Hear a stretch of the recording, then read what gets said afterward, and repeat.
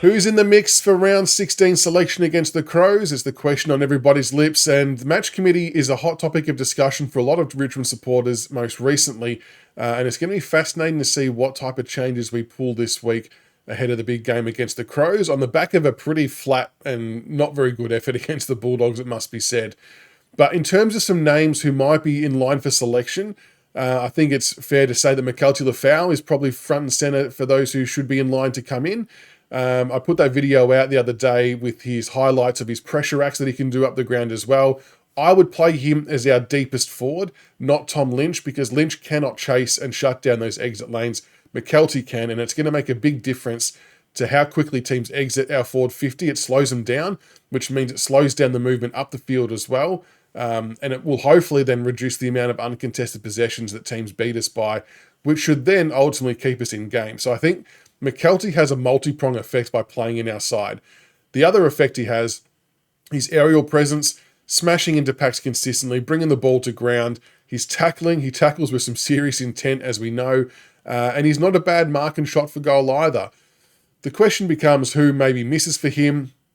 I think Sims was probably the one that might make way because McKelty can do backup rucking as well. And I thought Jonty Fall had a better game than Sims on the weekend. And it's not a negativity on Sims or Fall by any stretch. Like we've said a few times previously, it's all about having another mature body up forward to help bring the ball to ground, to bring our small forwards into the game and to add some more frontal pressure, which I think we're desperately needing at the moment. So McKelty would be one.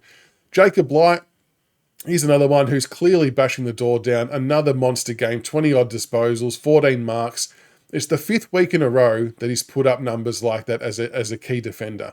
I know some of his disposals did come from kickouts, not majority, but definitely a handful.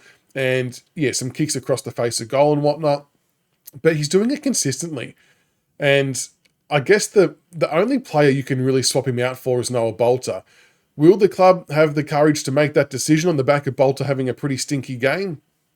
I don't know. Probably not, if I'm being honest. I know a lot of people say, no, Bolter's got to play because we're paying him the big bucks and the big contract. Who cares? If he's not performing, you don't play. I think it's pretty simple. But I don't think a lot will agree with that. And look, I know he might have a bit on his mind with the curfew stuff. But again, he brought that upon himself. That's due to his own decisions, and he has to own that, and he has to live with that, and he's got to rise above that and perform at a level to show that he wants to repay the faith. And if he's not in the right headspace to play, okay, it is what it is, understandable, but then put someone else in who is.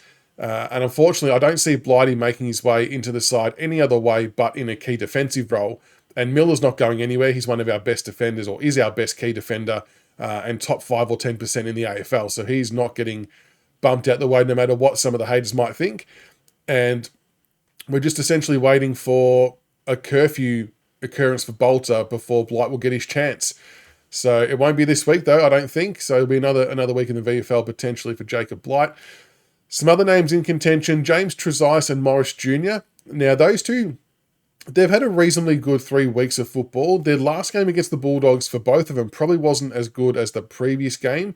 But from a team balance perspective, if I look at James Trezise firstly, if you remove someone like Caleb Smith, that gives you the flexibility. You can either put Trainer back to the half-back line, or you can put Trezise back there, and the other one can play on the wing, and they're actually quite interchangeable. So it actually gives you a bit of flexibility within the game to make some different moves there, which could be appealing.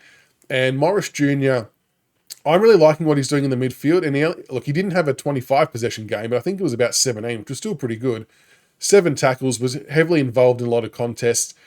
Who would he replace, though? My honest big fear is that Jasper Alga's going to get dropped, and they set him up to fail. And I really, really hope they give him a full game this week against the Crows. But if Morris was to come in, I'm guessing it's probably going to be for maybe someone like Jasper. I think that would be really unfair, though, personally. And finally, Sammy Lawler was listed as a test for this week, so he is right in contention to come back in. I assume that he'll come back into the seniors straight off the bat. I actually can't imagine him doing a VFL stint on the back of the sideline with the niggle that he had. Who does he come in for? I mean, again, Alga could be one that's in the sights for that one. Ross played a better game. Steely Green could be one that maybe is in contention, or is Lawler used with the Caleb Smith omission potentially, and then trainer goes back and so on and so forth. But a few names out there in contention this week. Let us know what you guys think in the comments below. Who's coming in? Who's in the mix for selection? And what do you want to see the match committee do? Keen to hear all your thoughts.